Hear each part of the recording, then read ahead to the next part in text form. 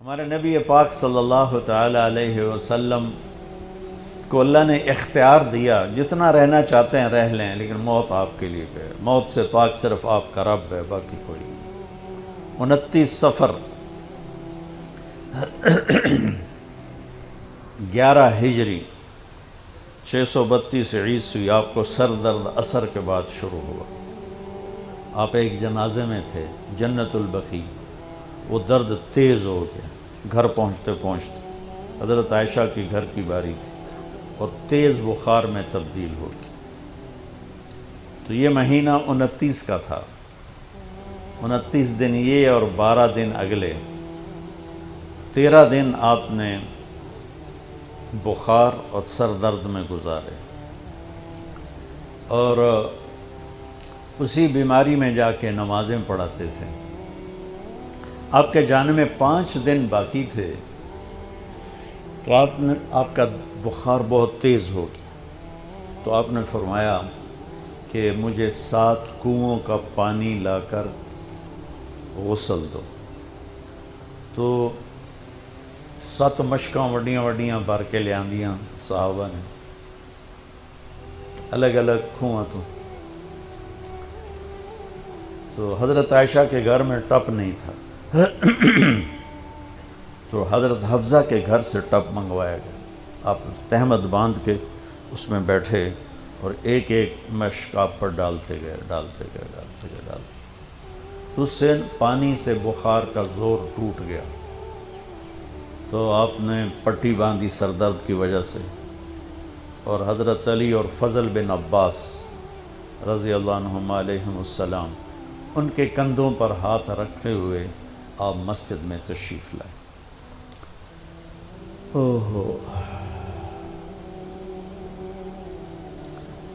اور مسجد بھری ہوئی تھی۔ آپ نے ایک چھوٹا سا بیان دیا، وہ آپ کو سنانا چاہتا ہوں۔ آپ نے فرمایا، لوگوں، میں ایک زمانہ تم میں گزار کے جا رہا ہوں، میں نے کسی کا حق مارا ہو تو مجھ سے لے لو، کسی پہ زیادتی کی ہو تو بدلہ لے لو، کسی کو تھپڑ مارا ہو، سوٹی ماری ہو، بدلہ لے لو، قیامت کے دن میرے اوپر کوئی مقدمہ نہ کر دینا، میں اس دن کی پیشی کو برداشت نہیں کر سکتا۔ جن کے طفیل لوگوں کی پیشیاں معاف ہو جائیں گی، جن کے طفیل حساب شروع ہو، جن کی طفیل کروڑوں اربوں گناہگار ان کو معافی ملے گی، وہ امت کو کیا پیغام دے کے جا رہے ہیں کہ جب میرے ذمے کوئی ہے تو ہون لے لو، اتھے نہ منگیا جائے۔ آپ نے اس کو اتنا دہرایا کہ صحابہ رونے لگے۔ تو آپ نے اتر کے ظہر کی نماز پڑھائی، پھر ممبر پہ آ گئے، پھر اسی بات کو دہرایا، میں نے کسی کا حق مارا ہو، کسی کو تھپڑ مارا ہو، کسی کو سوٹی ماری ہو، کسی پر زیادتی کی ہو، یہ میری جان بھی حاضر ہے، میرا مال بھی حاضر ہے، یہیں فیصلہ کرو میرے ساتھ، آگے نہ اٹھانا۔ ایک آدمی کھڑے ہو گئے، یا رسول اللہ، آپ نے میرے 3 روپے دینے۔ آپ نے فرمایا، ضرور دینے ہوں گے پر مجھے یاد نہیں، ذرا یاد تو کراؤ۔ کہ یا رسول اللہ، آپ کے پاس سائل آیا تھا تو آپ کبھی سائل کو لوٹاتے نہیں تھے کہ نہیں بھی میرے کو ہے کوئی نہیں، یہاں تک کہتے تھے وہ فلاں دکاندار سے جا کے ادھار لے لے، جب میرے پاس آئیں گے میں تیرا ادھار چکا دوں، خالی نہیں بھیجتے تھے۔ تو کہنے لگے، یا رسول اللہ، سائل آیا تھا، آپ کے پاس تھے نہیں، آپ نے مجھ سے پوچھا تیرے پاس کچھ ہیں؟ تو میرے پاس 3 درہم تھے، تو آپ نے کہا اس کو دے دے، میں تمہیں دے دوں گا۔ تو ہم نے کہا ہاں، یاد آ گیا۔ تو پھر آپ کے گھر میں تو ایک چھٹانک تیل نہیں تھا کہ ڈیبا بال جاوے، تو آپ نے فرمایا اپنے چچا زاد فضل بن عباس، فضل تو میرا یہ قرضہ ذمہ لیتا ہے؟ کہا جی۔ تو ایک عجیب بات بتاؤں، آپ مقروض کا جنازہ نہیں پڑھاتے تھے، جس کے سر پہ قرضہ ہوتا تھا اس کا جنازہ نہیں پڑھاتے تھے، ساری زندگی خود قرضہ لیا، لیکن قرض لینے دینے میں انسان سے جو پھر بے اصولیاں ہوتی ہیں، اس میں جو نفرتیں پیدا ہوتی ہیں۔ اب دیکھتے نہیں ہو یہ فیصل آباد کے بازاروں میں روزانہ تاجر کیسے گریبان پکڑ کے ماں بہن کی گالیاں دے رہے ہوتے۔ میں ان تاجروں سے کہتا ہوں، یا ادھار دینا بند کرو یا گالیاں دینا بند کرو، کیوں کسی کی بیٹی کی عزت کو اچھالتے ہو؟ لاکھ 2 لاکھ کے پیچھے نہ کسی کی ماں چھوڑتے ہو نہ بہن چھوڑتے ہو. بھائی وہ حقوق کا معاملہ بہت سخت، بہت سخت. تو میرے نبی جیسی پاک ہستی حقوق کے بارے میں کہہ رہے ہیں بھائی جو کوئی بدلہ لینا جائے اتھے ہی لے لو. تو صحابہ حاضر خدمت ہوئے، یا رسول اللہ لگتا ہے جانے کا وقت قریب ہے. تو آپ رونے لگے. آپ نے کہا میں تمہیں اللہ کے سپرد کرتا ہوں، اللہ تمہارا ساتھی اور حامی اور ناصر ہو. جمعرات کا دن عشاء کی نماز آپ پڑھانے کے لیے اٹھے اور غش آیا اور دوبارہ لیٹ گئے. تو پھر تھوڑی دیر کے بعد آپ کو دوبارہ ہوش آیا تو آپ نے فرمایا عشاء کی نماز ہو گئی ہے؟ کہا جی نہیں، آپ کا انتظار ہے. تو آپ اٹھنے لگے، پھر اٹھ نہیں سکے، پھر لیٹ گئے.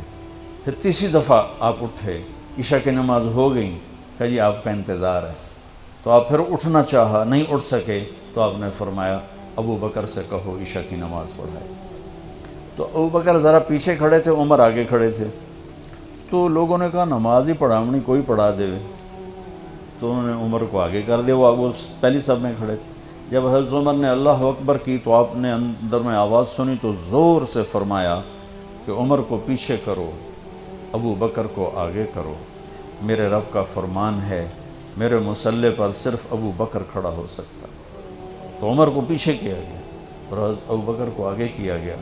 تو جمعرات کی 1 نماز عشاء اور جمعے کی 5، ہفتے کی 5، اتوار کی 5، 15، فجر کی 1.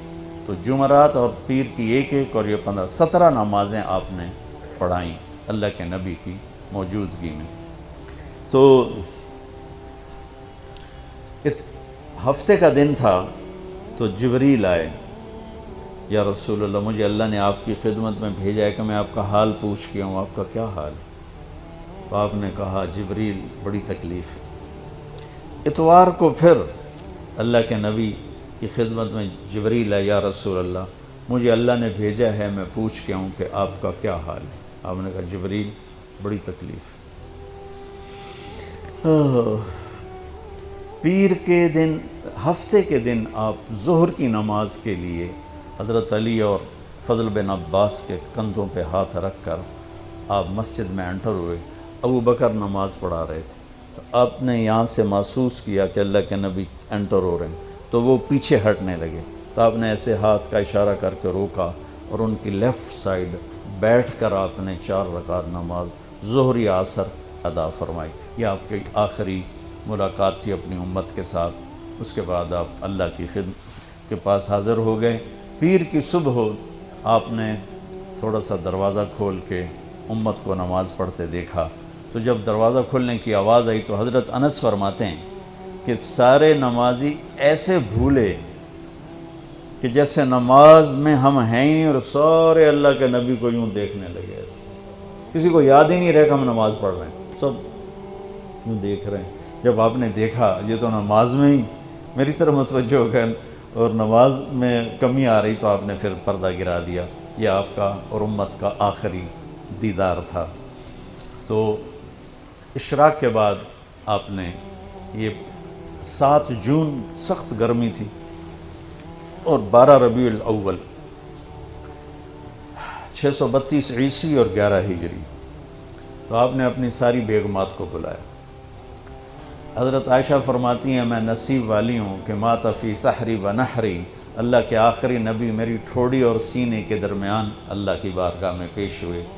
یہ کیفیت تھی میرے نبی کی. یہ اس طرح آپ نے اپنی بیگم کے سینے پر سر رکھا ہوا تھا اور اس طرح نیم دراز تھے آپ اس طرح.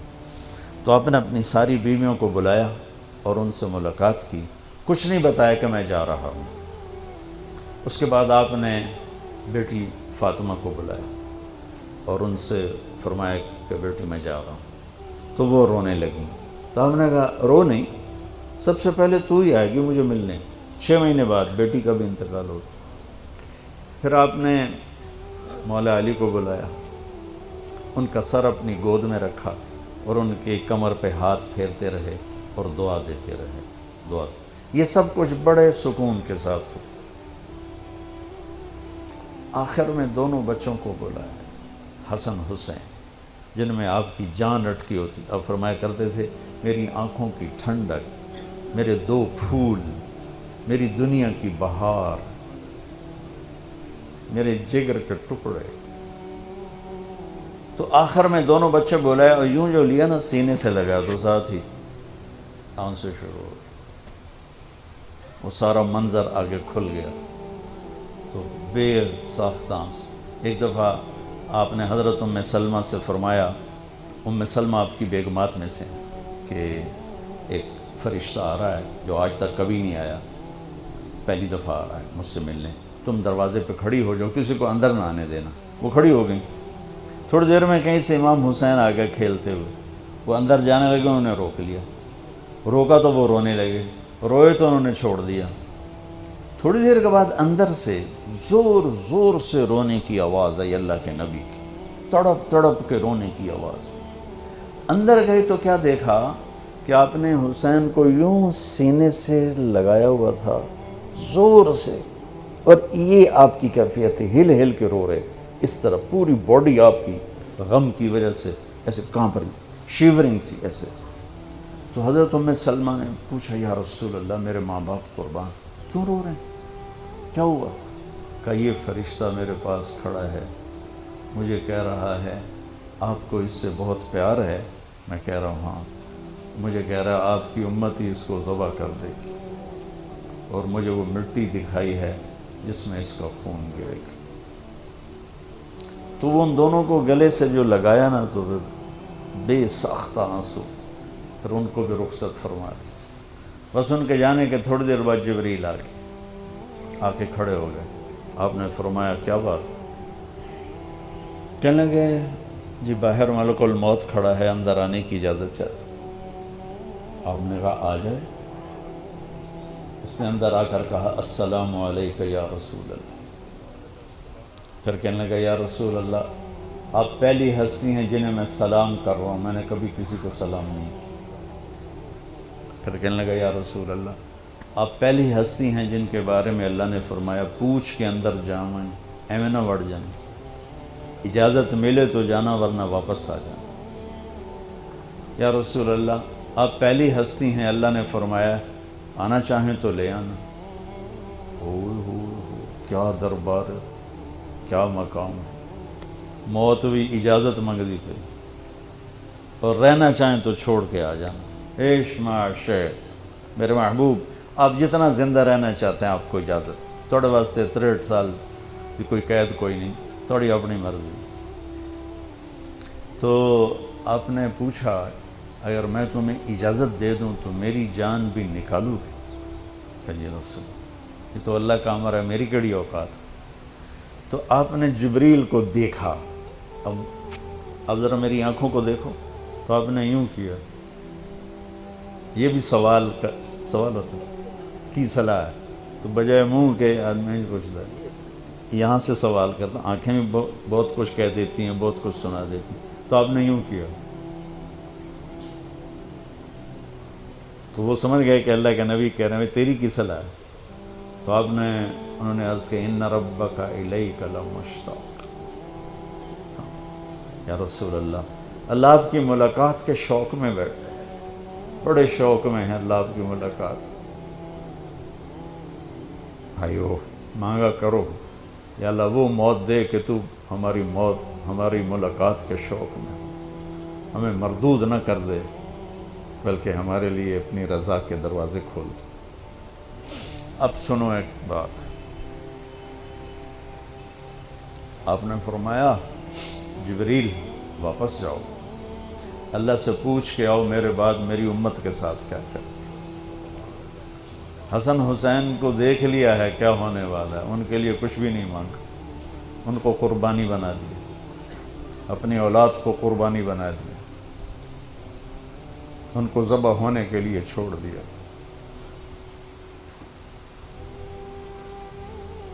اور تمہارے لیے ہاتھ اٹھا دیا کہ پوچھ کے آ پہلے میرے بعد میری امت کے ساتھ کیا کرے.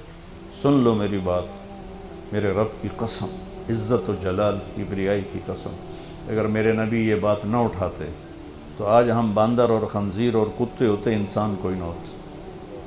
ایک مچھی کھادی آئی موسیٰ علیہ السلام دی قوم تے اللہ باندر بنا چھڑے سے کونو قردتن خاسئی قرآن بندر بن جاؤ ذلیل و خوار ہو کر.